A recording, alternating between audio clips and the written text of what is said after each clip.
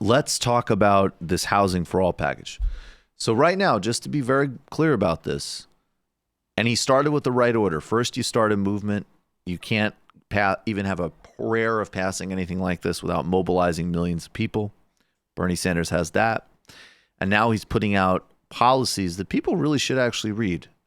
I mean, Green New Deal, workplace democracy, clear, unequivocal single-payer healthcare. This is the most transformative agenda anybody has put on the table. Since the New Deal, there's no other historical analog. And this housing plan is incredible and aggressive, and it's one of the biggest crises in America. These always correlate. They just correlated with the, I would say the social cleansing comments of Donald Trump, which are followed informally by Democratic mayors in many blue cities who have not done a damn thing about gentrifying or homelessness. And I'm talking about basic meaty things. You need universal rent control, period. Case closed. Nothing else to be said. This is personal to me. I don't like to sort of bring it in a lot. I grew up in a family that struggled financially. We had it much easier than most. I'm not going to, not than most, but certainly plenty of other people. I'm not going to over dramatize. I had plenty of other advantages, but we were cash strapped. I know what an eviction notice looks like on a house. I know what housing insecurity feels like. It's elemental and terrorizing. It's horrifying. It also creates an enormous amount of shame. And it has a massive spillover effect. You think kids can study, do their homework when they have, being homeless lorded over them? Keep the record player on. Yeah, it's difficult to keep the regular player on if you don't have something to plug into. So, the idea that you would have anything other, and this is the most basic stuff, a society that doesn't have full, complete, free at the point of entrance governmental health care, and a rock-solid commitment that every single human being has a house and a clear, clean, safe, lighted, heated, air-conditioned roof over their heads is disgusting. It's morally unacceptable. It's grotesque. And there's no complexity about those propositions. There isn't even much complexity about how to implement them. And I just we'll play Bernie in a second, but I'm going to read a little bit from his Housing for All proposal. For more than 40 years, we've had an affordable housing crisis in America that has only gotten worse. In America today, over 18 million families are paying more than 50% of their income in housing, while last year alone, the 5 largest banks on Wall Street made a record-breaking $111 billion in profits. How are families in America supposed to pay for food, transportation, healthcare, prescription drugs, education, and healthcare when over there half of their income is going to pay for a rent or mortgage? The painful and sad reality is that many of them cannot, and millions of Americans are deeply in debt just to make ends meet. So what does he propose? Build millions more of affordable housing units. There's a shortage of 7.4 million units. He's going to invest in those. He's going to build those. Revitalize public housing stock.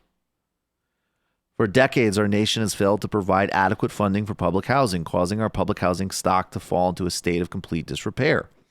Most public housing is in desperate need of reconstruction and rehabilitation as a result of this chronic underinvestment. Residents lose heat in the winter, need kitchen repairs to cook their meals, and do not have adequate accommodations for residents with disabilities.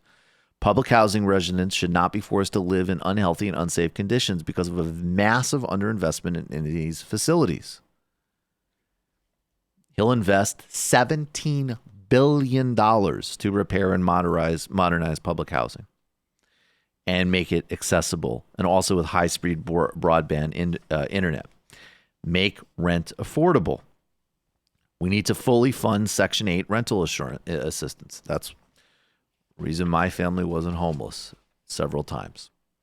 We need strengthen Fair Housing Act, implement Section 8 non-discrimination laws. People are discriminated against regularly because of that. We need to protect tenants, enact a national cap on annual rent increases at no more than 3% or 1.5 times the price of the Consumer Price Index. Allow states and cities to pass even stronger rent controls. Implement a just cause requirement for evictions. combat gentrification, exclusionary zoning, segregation, and speculation. Create an office in the Department of Housing and Urban Development to coordinate and work with states, municipalities to strengthen rent control and tenant protections.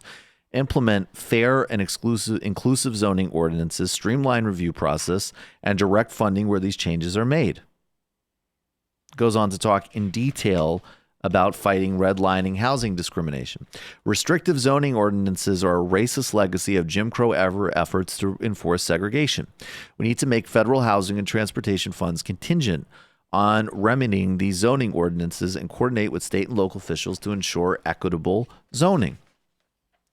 End homelessness in America.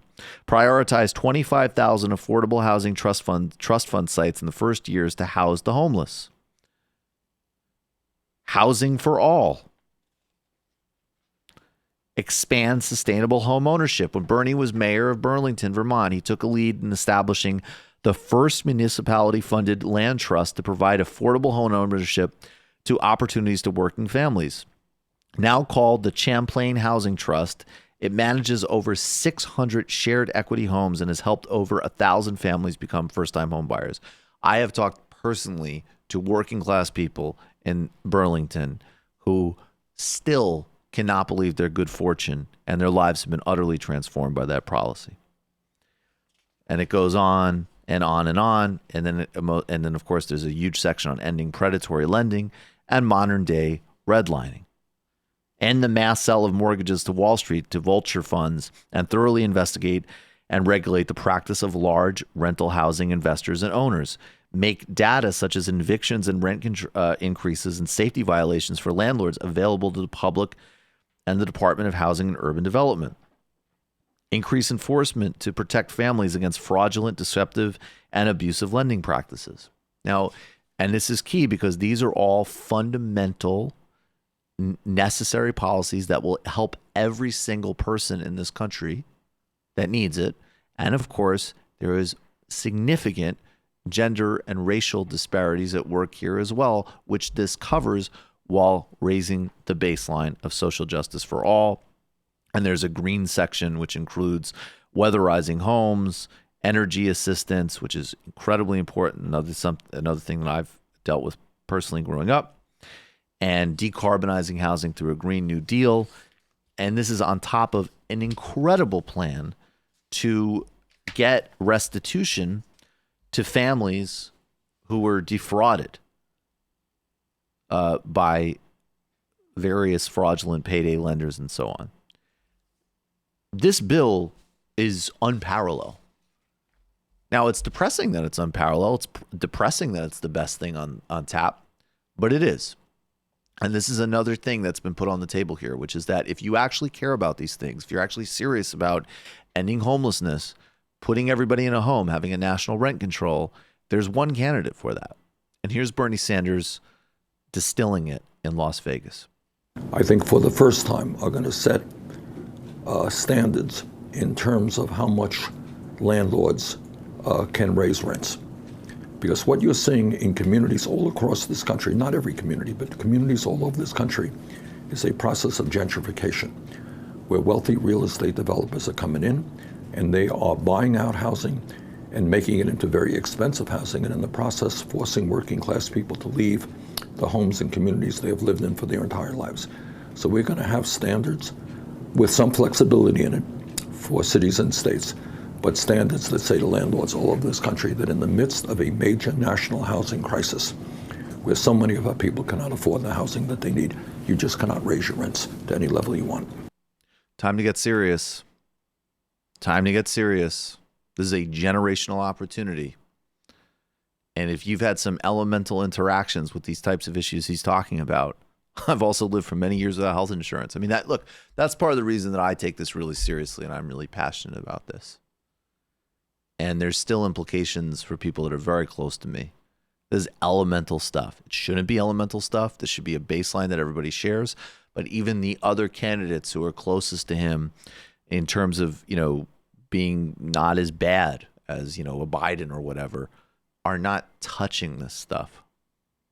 This is it's not just a question of best, it's a question of kind. And I hope people will get serious. if they care about ending homelessness, giving everybody health care, and other really clear, basic, ambitious, and obvious things that are beyond necessary.